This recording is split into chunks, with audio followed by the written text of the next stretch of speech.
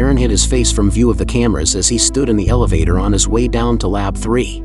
The harsh, white lighting highlighted the pallidity of his skin and would make him easily recognizable if he wasn't careful. Having only recently received clearance to be heading down to this level at all, he was considerably nervous to be using a false name. Add into that the fact that he was about to steal confidential, highly valuable material. One could understand why he was doubly nervous. He wiped the sweat off his brow, pushing back his auburn hair, but being sure to keep his face from view. The seconds ticked by as the elevator slowly made its way down. 2 or 3 times Perrin almost talked himself out of it, but he stayed strong. The thought of the huge payout he would receive was more than enough motivation. Maybe Genotech will learn to treat their interns better after they lose something this important. He thought bitterly as his mind strayed to the treatment he received from his superiors daily. He had earned his PhD for God's sake, and they still treated him like an office assistant/janitor. "Perry, go get me a latte, and don't mess it up like you did last time." "Perry, the downstairs toilet is clogged. Can you get maintenance on it? Or just fix it yourself if you're so smart." He ground his perfectly straight teeth as the elevator came to a stop. The doors opened with a metallic clank and Perrin was greeted by 2 surly-looking guards. "What are you doing down here?" The first one approached him, holding out his hand for Perrin's badge. His employer had had the foresight to present him with a physical ID, but the guard's intent examination had Perrin sweating once more. The man looked down at his picture and squinted slightly as he took in Perrin's blue eyes and slightly stooped shoulders. Finally, he seemed to pass the guard's inspection. Perrin had been right to assume that they wouldn't even recognize him, even though he was sure he had seen these guys during their last shift at Genotech. "No one ever sees me, not here anyway." His bitterness returned, stamping out any residual nerves he felt. "Dr. Carr asked me to grab some of his notes from the lab. He's in a meeting after lunch and needs to go over them before he talks to the board." He hated using Evan's name like that. The kid was one of the good ones, but just thinking the word kid made him angry. Evan was also an intern and younger than him too, but he got to be down here with the big boys all day. Everyone called him Dr. Carr. No one insulted him by using his first name.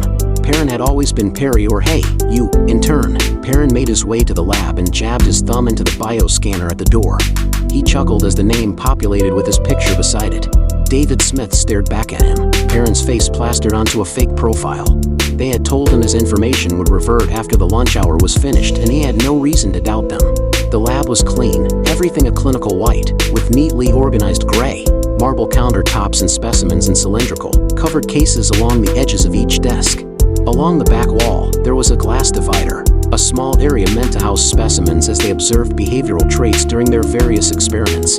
Perrin refused to look back there anymore, not after the last time. He shuddered at the memory of Genotech's first primate trials and shook it off as he walked over to Dr. Jones's desk and opened the case he was working on. "Just need one of these." He reached into his jacket and pulled out a mug they had given him. He unscrewed the base of the mug, as directed. Inside was a compartment he could use to carry the sample they had asked for. He had been told that the cup was lead-lined at the core and would look like a regular thermos during a security check. He carefully picked a sample out of Dr. Jones's case and put it into the mug. As he was closing Jones's case, he heard distant beeping as the bioscanner activated. He slammed the case shut, struggling as it caught on the edge of the remaining sample before closing properly. He dove over to the nearest desk, yanking his phone from his white coat and grabbing a file off it as he righted himself. He was just quick enough to place the mug on the counter before him before the door opened, letting in one of the guards from earlier. "You need help finding what you're looking for, buddy?" the big guard asked, taking a step into the lab. No, I'm fine. I just got caught up sending a text message to Dr. Kara Piers and casually put the phone in his pocket, his heart jackhammering as he willed it to settle down. Surely this guy could hear it. It was as loud as a drum in his own ears. He turned to the guard as he spoke. "I just need to make sure I'm grabbing the right file. This guy doesn't know the meaning of organized dot." He pretended to inspect the file in his hands and straightened up. "This looks like it. Wish me luck though. I really don't want to get sent down here on my next break." He shot the guard a charming grin as he made his way to the door. The guard, a younger man with sandy blonde hair and a smile Perrin was sure could make ice melt, grinned back at him. "I hear you, buddy. Sucks being the little guy, doesn't it?" Perrin heard a chuckle escape his lips but saw red at the idea that this man thought of him as a little guy. He tucked the folder under his arm and casually grabbed his coffee mug off the table. "Yeah, tell me about it. I should probably take this for him too. He's a beast without his coffee." The guard nodded and smiled slightly at that.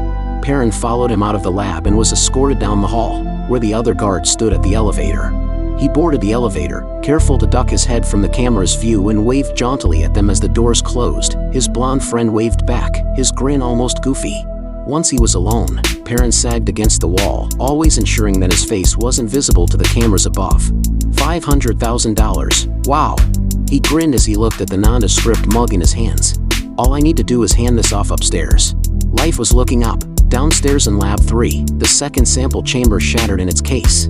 Captain Kara Piers made her way down the brightly lit halls of Genotech. Her destination was the largest conference room at the end of the 3rd floor.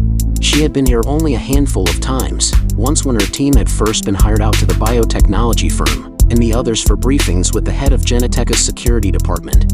She hadn't needed to make other trips in for the past 2 years, seeing as they were only to be called in under serious circumstances, and there had only been 2 of those. Open doors and low chatter surrounded her as she made her way down the hall. The lighting above strobed her dark features as she walked briskly. Questions abound in her head about what they could possibly have been called in for.